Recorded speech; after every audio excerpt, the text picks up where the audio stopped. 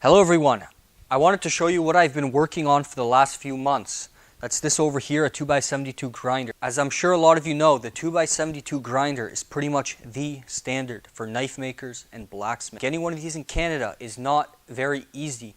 Usually you have to import them from the States, and if you import them from the States, you end up having to pay taxes, duties, and shipping, which usually makes the whole thing a lot more expensive, not to mention the exchange rate. So what I've done is designed this grinder here with the aim to make it available to people in Canada, make it very easy to get. I want to go over some of the features of this grinder so you're familiar with it and how to use it. The very first thing here, it comes with a standard for these 2x72s 1.5" tooling arm.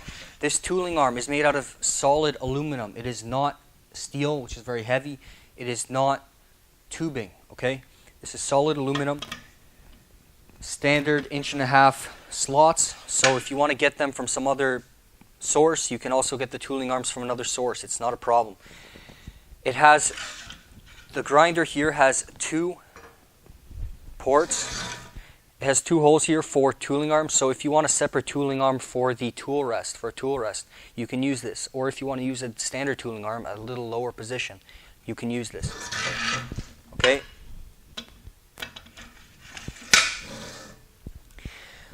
As long as we're on this side, this grinder comes with a tool rest. Many grinders do not. This comes standard with the tool rest. So all you have to do to use this, because it has this open slot here, these bolts stay here. You don't have to take the bolts on and off every single time, which can be a little frustrating.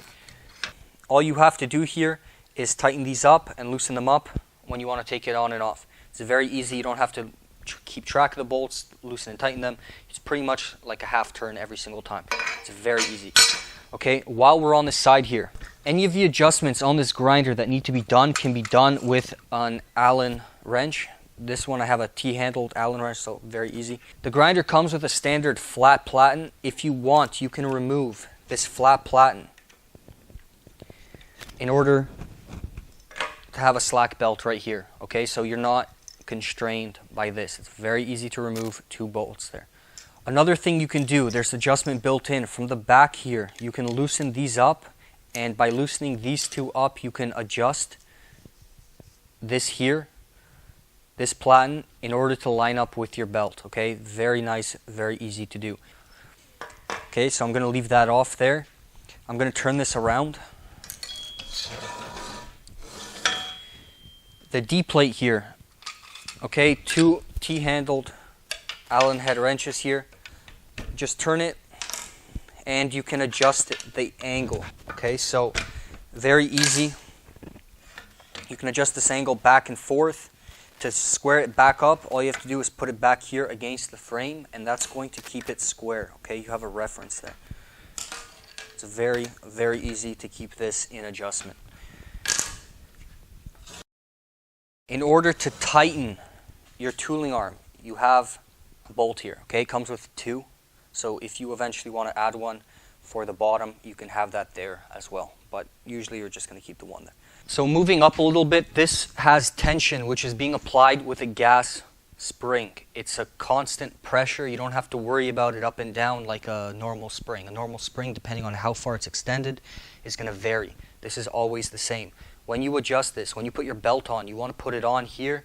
When you put it on, you put this about halfway, okay? It doesn't actually matter as long as there's some tension on there, but you don't want it higher than halfway because that way you have a sort of visual indicator. If it comes loose, the belt is going to be loose. It's going to wander. So when you have your belt on, you want it to be tight around like this. It's not going to be tight if it's all the way up here, okay?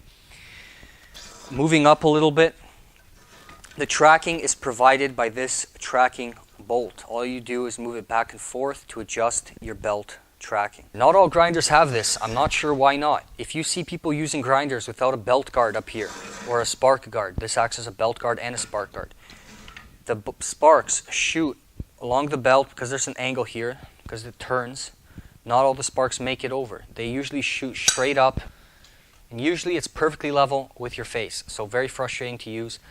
This is included standard, okay? I don't know why other grinders don't have it. This one does. It has 2 button head screws there. Tighten it up, nice and easy. Once you purchase your grinder, it's going to come out of the box like this. All the parts that stick out will come in a bag and also the wheels will be separate. So what you will have to do, top down, attach the guard here. So there's 2 1/4-inch button head bolts. There's the tracking knob. There's the 2 bolts which attach the gas spring. There's the bolt which attaches the tooling arm, and then the 3 wheels. With the wheel bolts, you have 3 accessories here. You have the bolt, and then you have nylon washers which go on either side of the wheel, and then against whatever it's going, so in this case the D-plate, you have a Williams washer, and then at the end you have a locking nut. When you tighten your wheel, you do not want this to be tight. You do not want to pinch the bearings. Okay. And of course, the last thing you attach here is this bolt for the tracking. So it has a bolt and a spring. Okay, so there's 1, 2, 3, 4, 5, 6 bolts, and then the wheels. You may purchase a spare tooling arm. Onto this tooling arm, you can mount contact wheels, rubber contact wheels, so you don't have to always take the D-plate off of this one. Now when you mount your motor onto your grinder, normally you just put it back here. So you attach this to your table, you attach the motor to the table. If you want to mount the motor independently to the table and you have a C-face mount motor, you can buy this bracket right here, and this will make it very easy to attach your motor. All you do is put this in here, put a bolt through these 3 holes, each hole, and then you attach your motor through here. So if you purchase the bracket, you will get the 7 bolts that are necessary, and that just makes it much easier to mount your motor if you choose to mount it this way. So the standard grinder that you're going to get is going to come unpainted. If you want, you can go ahead, paint it into whatever color you want. So this here, you can see there's 2-tone, red and black. You can do it however you want. I really look forward to seeing how you guys customize your own grinders. Take some pictures, send them to me. I'm really excited to see them. So if you're in Canada and you've been looking to buy a 2x72, but the cost of shipping and the cost of importing and duties and all that hassle from the States is too much of a hassle for you, go ahead, follow the links which are provided, and you can take a look at these grinders here. Thank you very much for watching. I'll see you next time.